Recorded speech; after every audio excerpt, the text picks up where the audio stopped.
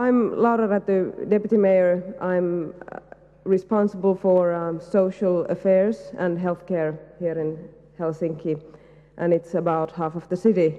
It's 2.1 billion yearly, and we have 23,000 employees, so it's rather large area. But you are more than welcome to Helsinki, design capital of the world, and capital of Finland also, and to the City Hall. Despite of the fact that we're inside, I think this is rather nice place to enjoy your first day here in Finland, I assume. But I think almost all of you have been thinking through about same things as I have in recent years. This is the number of aged persons in Helsinki within coming years and looking back a bit. And Helsinki and Finland is aging rapidly, and we are aging a bit more rapid than any other country in Europe. And we don't call that a problem, we call it a challenge. And I think you all know what it means. Here, I think this one is a picture you can start, well, any of your speeches nowadays. You can use this one. It tells you the changes in Finland's demographic dependency ratio in coming years and looking a bit to the past decades as well. As we see, when we developed our healthcare system, our social security system, it was something like 1970s, 1980s, we had rather a good dependency ratio actually. It was something like 47 people outside the working age when compared to 100 of those who were in working markets. So that is to say that it was rather lovely situation actually. And now as we look at the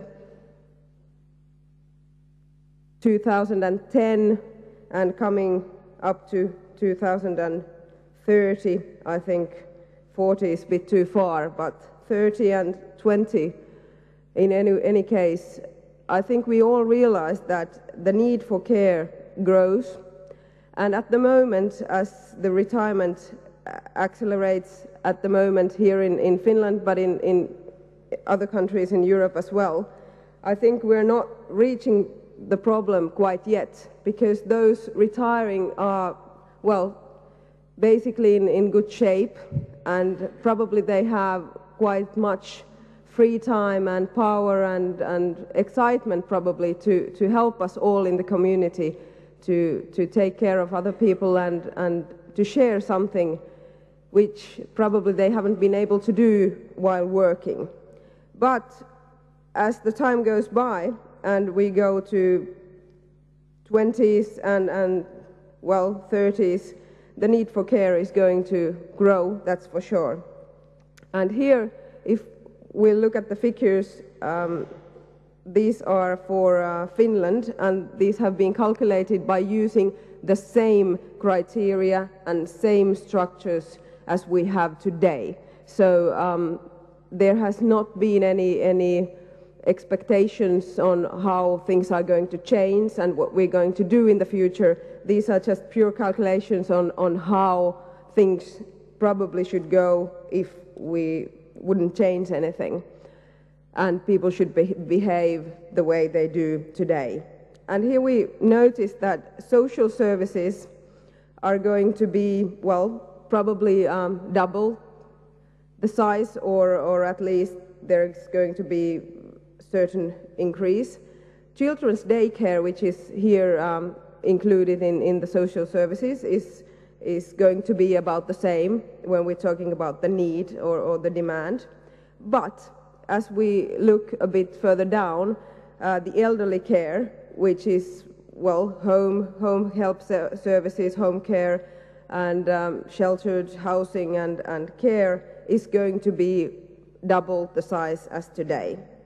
And as we go further to health services, the increase is going to be seen there as well, but not that much as in the social services, because the increase in the younger population is not going to be, well, not going to be quite at all. The education services are going to be needed, well, at the same level as today. But I think the question what you're going to be discussing about is the challenge, not the problem, but the challenge, and how we are going to face that together. I think my personal opinion is that we're not going to be able to continue the way we have been, because as we look back and understand the figures behind the home care services, which is going to be about the demand is going to be about the double the size today, we probably all understand that it's not going to be the same as it was before, or it's not going to be the same as it is today when we look to 2020s or 30s. And that's what you're here today. You're talking about the co-design, as I just heard it's called, or service design. As we are the design capital of the world, this year we have been talking about design quite a lot. Design is quite often understood as the design of certain things, like glasses or chairs or cars, but we're talking about service design quite a lot. And we have this project, we call it Lauttasaari-projekti, where we are trialing personal budgeting to elderly care, and there are quite many participants in this project, which also you share. But it's about innovation, about doing things differently than we have used to. I think it's not only about us, it's only about the service and the customers and people. I think people are changing. When we are looking up to 2020s or 30s, we'll have to discover that our customers, our citizens, people are going to be different from today and different from 70s. I think people are going to be more demanding. They are going to need much more choices. They are not going to be settled for something which is going to be given by the authorities.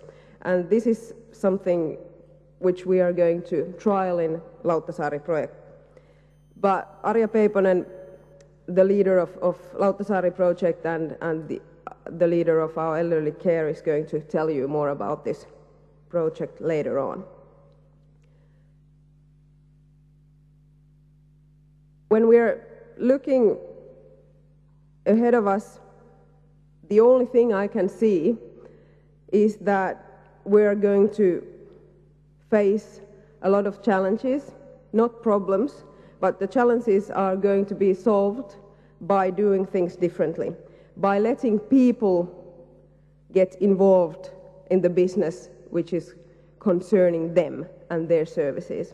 And that's what this project is about, and that's what we are doing here in Helsinki, and that's what we want to hear from you also, from the cities that you come from. Ladies and gentlemen, I'd like to welcome you all to Helsinki. I hope you're going to enjoy your stay. If you haven't been to Helsinki before, you have to believe it's always sunny like this. It's a beautiful place, very warm, no rain and no snow. Welcome.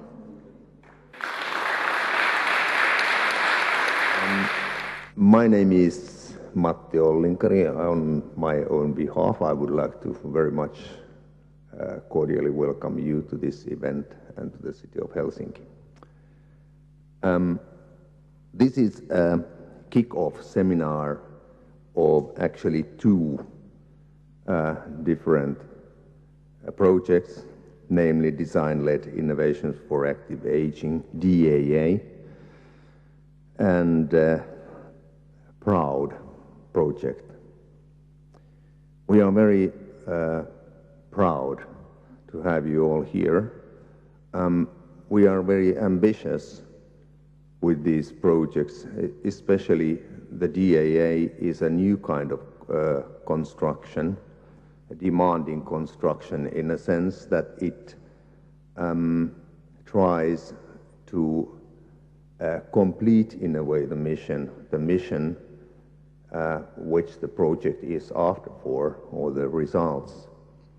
And this means that we have to have a chain starting from the very top, from the relevant deputy mayor, to the one in the municipal unit or whatever unit who is responsible for the issue or the issues that the project is dealing with. This is not the case in many projects. This is a unique kind of ambition in a way to carry to the end the result of the project, to look after that it's implemented also in practice. And this can be assured only by creating this kind of team that includes the very top, the decision maker, and all between, and the one who has the original motivation in his or her everyday life. My role in this project is I'm the head of the steering group. The steering group will, in a way, serve as a link between the top and the bottom, so to say, of the whole team organization, looking after a bit about the results, guiding maybe a bit, giving forward the opinion of the highest leaders, highest level leaders, the opinions, looking after that the project as a whole really reaches what it has been established for. But on the other hand, serve as a support base, look up to the need of the means to carry out the project successfully, meaning funding, meaning personal, whatever. That is the role of the steering group. Yes, now we will go into the real issue in more detail. We have here several speeches, and after that we will have a panel discussion in the afternoon after the lunch. So to start with, there is in a way technical advice. Due to the relatively tight schedule, we are not going to discuss along the speeches or after the speeches, but we will have all the questions in the panel discussion later on, which means that I have here a message.